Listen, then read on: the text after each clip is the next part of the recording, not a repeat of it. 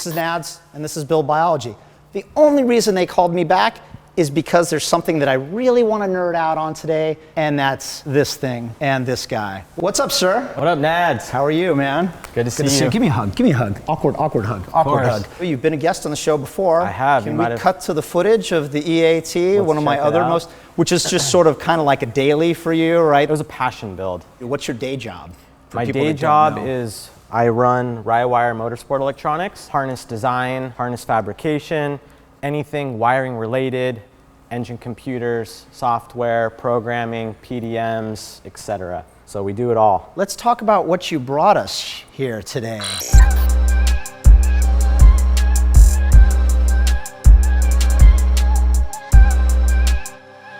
It's a Japanese Integra Type R. I believe it's a 97. I'm not 100% sure. Can you tell us why you're not 100% sure? Well, it came from Japan and the car was a wreck. It was just in multiple colors thrown together. The car it was actually in the United States and had been stolen. So before all you people on the internet go crazy because he quote unquote ruined a JDM ITR. It was already ruined. It was already ruined. It was so trash. You actually saved it. I did. This is a real deal JDM ITR. It's a little bit different from the US spec DC2 ITR. Correct. In that it's lighter weight. They don't have to adhere to the pedestrian standards. Right, so some of the lighting is going to be to different specs, and some of the glass is going to be to different specs. When you say different specs, thinner window glass. Yeah. Thinner window glass. Yeah, it doesn't have to meet the same specs as the United States for crash and stuff like that. So the headlights are different. These are the JDM headlights. Correct. These are the DC2R headlights from the vehicle originally. And the front bumper is a factory bumper. Okay, it's been modified a bit. What I did was I needed the air to travel properly through, and I didn't want to have any,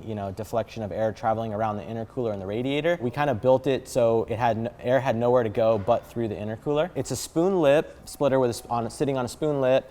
So when you say spoon lip, you're talking about this piece right here. So that's just a catalog part. There's nothing fancy going on with that. If you move to the side, you'll start to notice a little change. This fender is actually cut at the original seam and then boxed out, kind of like what you'd see on like maybe an E30 M3 or maybe an Evo 8 or 9. At the body shop when we were doing this, I kind of gave him free range on the fender to like do what he needed to do to make it look stock but wider. Now let's explain something for people who are going to talk smack that the front fender is wider than the rear fender. Right, it's a front front staggered. Can you say why that is? It's a front staggered car, it's a front wheel drive car, so you want your front wheels bigger for bigger contact patch where you're driving. Completely. So this is exactly inverted from what you'd normally see for like a rear drive drag car or some race cars. How wide are we looking at in the front wheels then? It's a 9.5 wide wheel in the front. It's a raised ZE40s? Raised ZE40. Yeah, it's so good. So now your original plan for this car was a track build, correct? Yeah, I wanted to do like kind of a Type R restoration circuit car. I've always been more into circuit racing than drag racing. I used to race back in the day with my CRXs and stuff, a lot of like button willow events and stuff like that. But let's get more specifically into the interiors. We work our way down the car.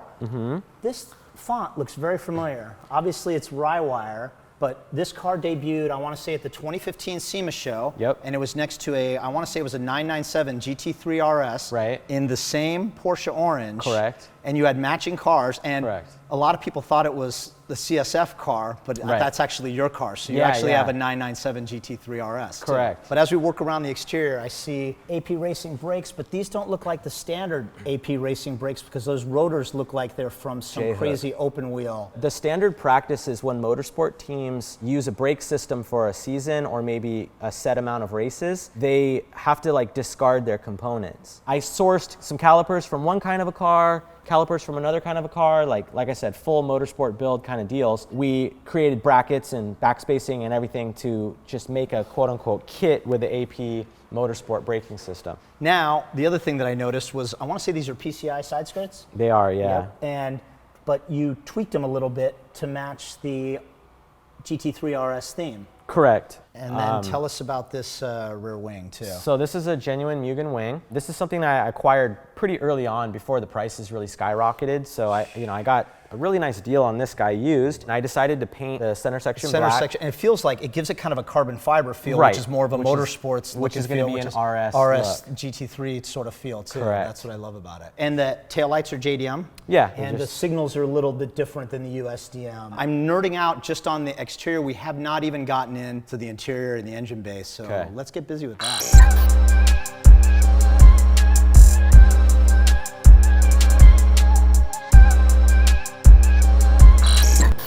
Now you were telling me earlier too, that's a nod? All the sheet metal and all the design work in the inside was my ideas bounced off of with ASC. I love the way the dimple dies go around the roll cage, the cross brace and the roll cage. So this whole bead rolled section matches kind of the same angles as the cage, and then like that floor plate was all done by ASC.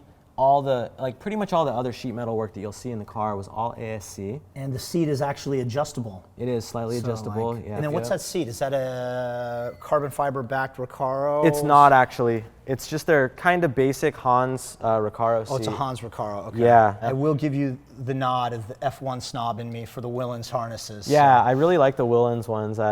You know, it's like harnesses are harnesses. They're all spec'd out. Completely. You know, they're going to be the same like safety FIA ranges. certified. So then you end up picking it based on like color and looks and heritage. I followed this build pretty closely. I think you were actually planning on building it left-hand drive, and then you went to, like you said, maybe I'll convert it to a left-hand drive, and then you said, I thought that was something. I was thinking ideas about around, it. The pedal box is crazy, and then there was like a wild shifter that you had planned.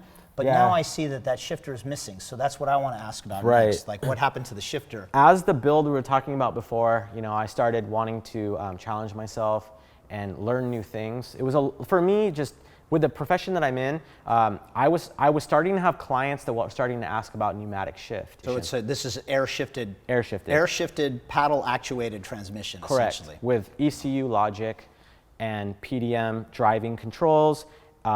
A air compressor is underneath the dash, and that keeps my accumulator tank full. There's a pressure sensor fitted on the accumulator tank, and then that's hooked up to my two-way solenoid brick, and then that has an upshift and a downshift pressure input that, you know, and it lunges an actuator that changes the gears. All right, Ryan, take me around to the passenger side, because I want to see the brains behind the operation. So I have all the ECU and power controls mounted here on the floor, and this is all Motec equipment. So we use the M1 ECU to control the engine and then all the shifting logic, and then we use the PDM to control all the fuel pumps, the fans, the coils, everything that has power distribution. What's this surge tank for? That's actually a surge tank for a 3-stage dry sump. And you know what I love? I think you debuted it on this car when you really started going crazy with PDM stuff. Yes, right. with all your PDM stuff. Can you explain that a little bit? So this is a CAN switch panel. There's 15 buttons here. You could have up to probably 30 different controls. That talks to my CAN system. So everything from my Lambda wideband, PDM, ECU, I have an expansion sensor box, my digital dash, my keypad, everything is on a CAN bus. And that is basically a data bus that gives messages to each device. So if you take something like engine temperature that the ECU sees, that information can be used as criteria in logic on any other device on the bus. So it shares information and it translates it all over the car. Hey, let's talk safety, even though, because it's third now, so that's the third thing we're going to talk about. Show me the cage. I want to get in the back and show the cage. There's a fuel system back here that I really love. Pop this open. Whoa. The cage was the first mod that I did to the car. And that was done in San Jose, where I was living at the time. Oh, okay. I like the cage, it's safe, it's done right. It looks tied in and gusseted and everything? Yeah, is it built to a specification for any series? Is it a NASA or FIA spec or anything? At first, I wanted to be able to do circuit racing with it, but I was also considering maybe turning it into somewhat of a drag car. So I said, can you do bracing for drag racing? It's got the side impact bars, but then it also has some of the like lower floor bar stuff. What the? Oh my God, this is the flux capacitor? Yeah, this is Medusa right here, actually. And she's my fuel delivery center here. So we did the Nuke Performance Surge Tank, and then you can see all the green lines. Those are all XRP. The car needed something special on the fuel, so I did the whole car with the XRP HS79. Feels like Adel Wiggins clamps sort of vibe. Yep, they're Wiggins, the clamshell couplers. So these are just kind of your standard Bosch 044 Motorsport pumps. I have two of those there. Pump 1 and 2 are feeding the engine, and then pump 3 on the bottom is actually a fuel pump that fills the tank. Yeah, it feeds, goes through the pumps, and then out, and then feeds the engine. You said the engine. The engine. Can we see the engine? We can see the engine. Oh my God, I gotta see the engine.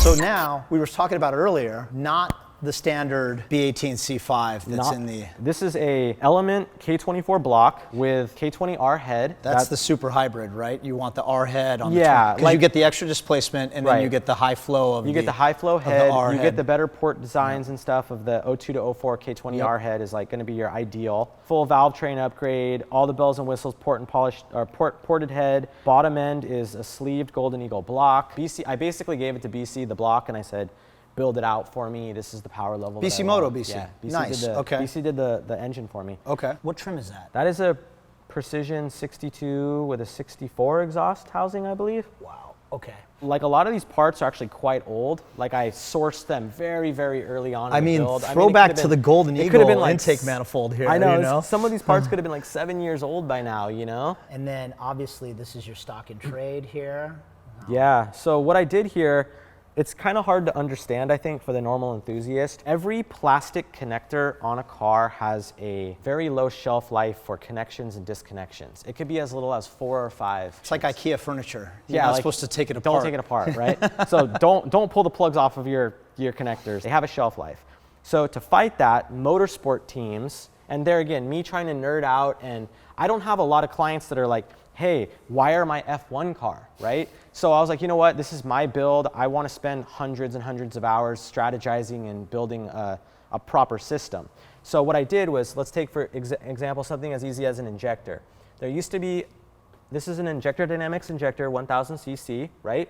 What I did was I trimmed off the mating, the connector, and then I glued, potted, and pigtailed, so there's just wires coming out. Then I put the shrinkable boots and glued it all up, twisted up the wires, labeled them, and then terminated it with a Deutsch Autosport connector. What that does is now I had to create a junction point for this. All these connections are then wired to that junction box, so my engine wiring loom is now simply made up of these Deutsch Autosport connectors everywhere. I would say there's about 9 major connections on this engine harness, and none of them are factory components. So that way I can continue my theme to have every single thing on this car terminate with Autosport. And that was no easy task. You're monitoring the F out of this every little aspect. Yeah, there's a lot of sensors on board. I mean, I got 2 brake pressures and a clutch pressure just under the dash. And let's talk about the yellow valve cover. So what we have here is a Motorsport Honda piece, and this is their dry sump valve cover from HPD. So Honda. I'm sorry, can you say that again? Honda Performance Development has a billet 3-stage CNC dry sump, and that's in this car with a custom pan fitted on the bottom. We saw the tank in the front, so basically it's a 3-stage pump fitted inside under my oil pan. And then there's 2 scavenge and feed lines that go to my tank, and it's all kind of hidden on the bottom of the engine, and we'll probably get to that. Can we get it up on the lift and see? I think we can do that. I would love to do that. Let's do that.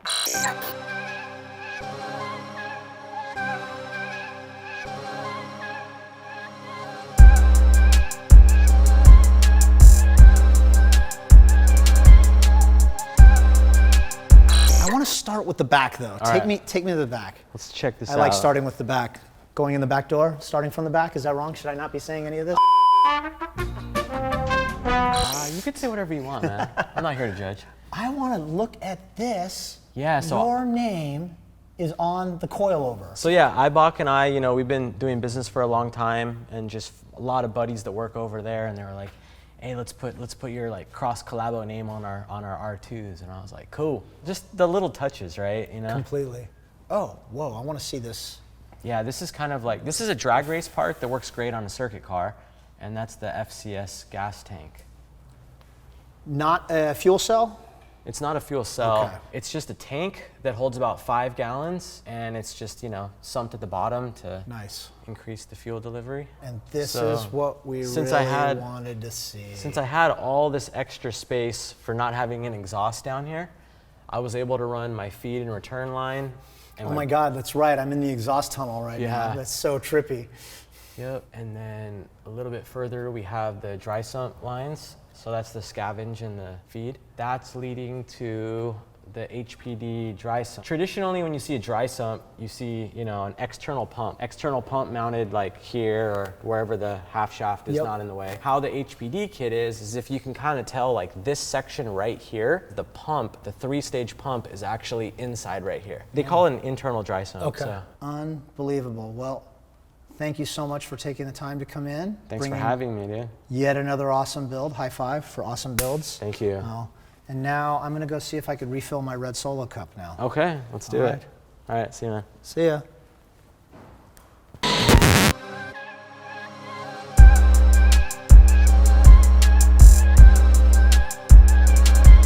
That's supposed to be mine right there.